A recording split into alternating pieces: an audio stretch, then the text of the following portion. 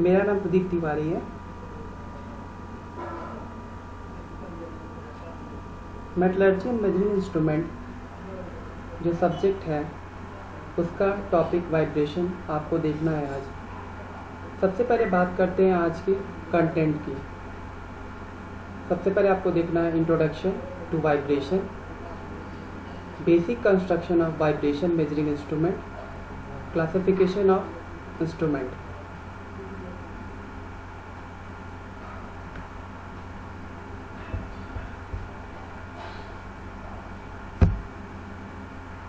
सबसे पहले बात करते हैं हम लोग वाइब्रेशन की। हम जानते हैं कि वाइब्रेशन को हम इस तरह डिफाइन कर सकते हैं कि समय के सापेक्ष किसी वस्तु का विस्थापन, परिवर्तन और विरल रूप से किसी विशेष प्रकृति का होना कंपन कहलाता है। घूमने वाली मशीनी अंगों पर पदार्थ की असमानता, निर्माण आदि में त्रुटि तथा उन पर कार्य कर रहे बाह्य बल आदि के कारण अतिरिक्त भार कार्य करने से मशीन के फ्रेम, शाफ्ट, नींव आदि में कंपन उत्पन्न होता है। कंपन मशीनरी या बड़े निर्माण आदि के संदर्भ में विकट समस्याएं उत्पन्न कर सकते हैं। अतः मशीनों में असाधारण या असामान्य कंपनों के कारण अत्यंत तीव्र घिसाव होता है। मशीनी बॉडी के कंपनों में थोड़ी सी वृद्धि से बेरिंग घिसाव में तेजी से वृद्धि होती है, जिससे उसका जीवन काल काफ़ी कम हो जाता है। इसी तरह बड़े निर्माण, पुल, हवाई जहाज के पंख आदि के संदर्भ में कंपनों की स्वाभाविक आवृत्ति का ज्ञान होना अत्यंत महत्वपूर्ण होता है, अन्यथा रेजोनेंस की स्थिति में उनके कंपन घातक हो सकते हैं।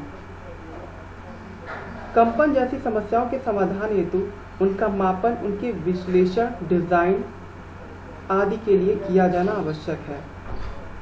कंपनों का मापन सामान्यतः ऐसी मशीनों पर किया जाता है जो रोटेटिंग और रेसिप्रोकेटिंग गतियों पर चलती है। यानी हम देख सकते हैं कि टरबाइन हो या जनरेटर टाइप की जो भी मशीनें हैं उनमें ये प्रॉब्लम आती है।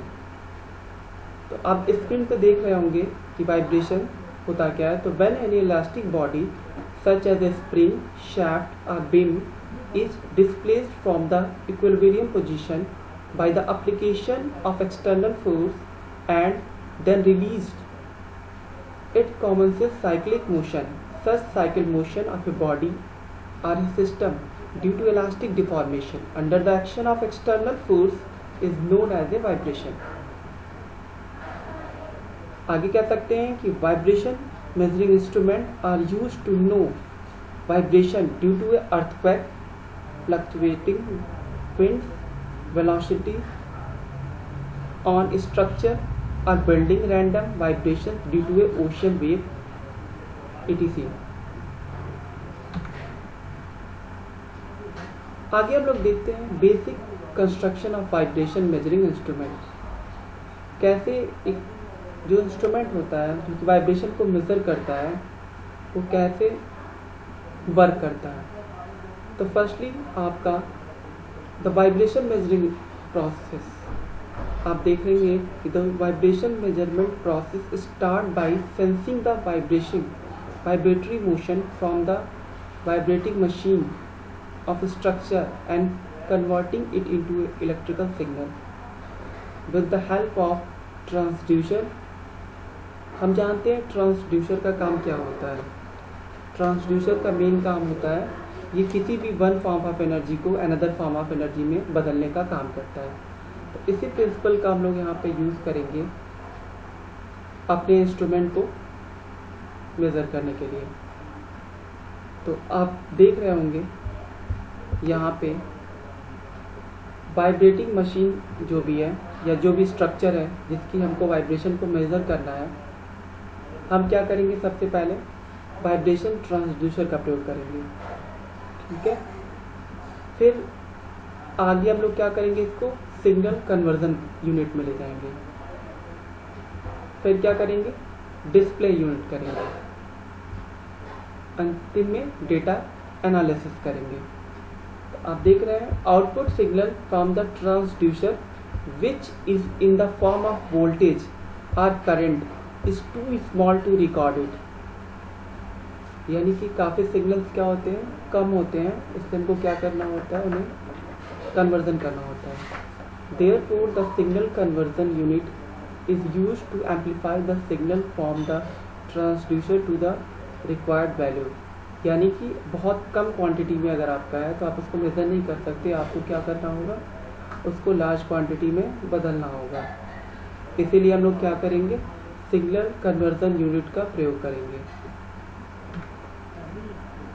The output signal from the signal conversion unit is display for usual inspection and this information is recorded and stored in the computer for later use. यानी जो भी आप देख रहे होंगे डिस्प्ले यूनिट का काम क्या हो रहा है, जो भी ट्रांसड्यूसर के थ्रू जब हमको कन्वर्जन मिल जा रहा है फिर हम उसको क्या करते हैं, डिस्प्ले कराते हैं। और इस डिस्प्ले यूनिट को करने के बाद हम लोग finally the data can be analysed to know the vibration characteristic of a machine और स्ट्रक्चर। इससे मदद से जब हम डिस्प्ले कर लेंगे फिर डेटा का एनालिसिस करने के बाद हमें ये पता चल जाएगा कि वाइब्रेशन के बारे में, कि मशीन या स्ट्रक्चर में जो वाइब्रेशन हो रहा है। आगे बात करते हैं classification of the instrument. Instrument का क्लासिफिकेशन आप कैसे करेंगे। The vibratory response of a vibrating system can be expressed in term of various parameter such as displacement, amplitude, velocity, acceleration, त्वरण, frequency, induced stress. The choice of parameter depend upon the objective and field of application.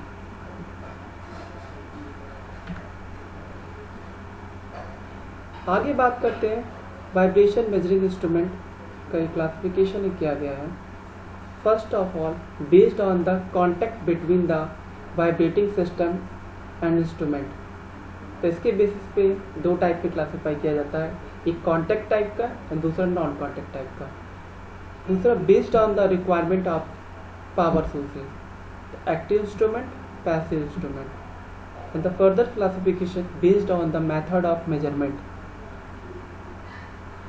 तो इसमें first of all आप classification करेंगे indicating type instrument, recording type instrument.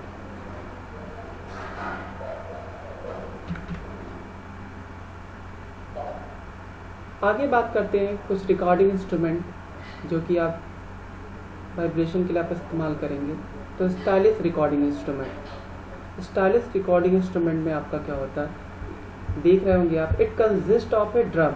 तो यहाँ पे आपको drum दिख रहा होगा which is rotating about Y Y axis, जो वाई वाई एक्सिस के अबाउट क्या करता है, रोटेट कर सकता है। एंड ए स्टाइलिश, ये आपको दिख रहा होगा एक स्टाइलिश। तो the stylus which is pivoted at the fulcrum O. तो यहाँ पे जो स्टाइलिसिस है वो ओ पे क्या है, पिवोटेड है to other end of the stylus. तो अदर एंड यानी कि जो दूसरी साइड है इसकी, a link is attached with the pickup the vibratory motion from the vibrating machine. तो स्टाइलिस का जो दूसरा सिरा है वो आपका कनेक्ट होगा वाइब्रेटिंग मशीन से या स्ट्रक्चर जिसका आपको वाइब्रेशन देखना है। आगे आप देखेंगे the motion between the rotating drum, जो रोटेटिंग ड्रम का मोशन होता है, and linear motion of the stylish. Stylish का जो लीनियर मोशन होता है, plot and amplitude of vibratory motion on A paper which is attached on A drum.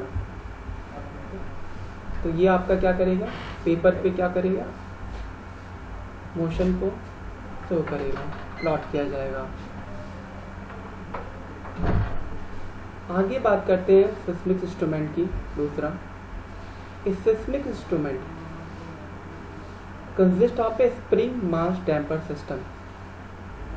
एक seismic instrument ज़्यादातर जो होता है उसमें क्या होता है, स्प्रिंग मास डैम्पर सिस्टम होता है। जैसे कि यहाँ पे आपको दिख रहा है ये स्प्रिंग, ये मास हो गया, ये डैम्पर हो गया, N मास हो गया, K स्प्रिंग हो गई, C का क्या हो गया, डैम्पर हो गया। तो a seismic instrument consist of a spring mass damper system in a frame, ये आपका फ्रेम हो गया। फ्रेम में क्या है, मास है, स्प्रिंग है और डैम्पर है, which is mounted on A vibrating machine. देखिए जो फ्रेम है इसको क्या करते हैं, वाइब्रेटिंग मशीन स्ट्रक्चर पे क्या करते हैं, माउंट कर देते हैं। क्यों करते हैं, to measure the displacement and amplitude of a vibratory motion.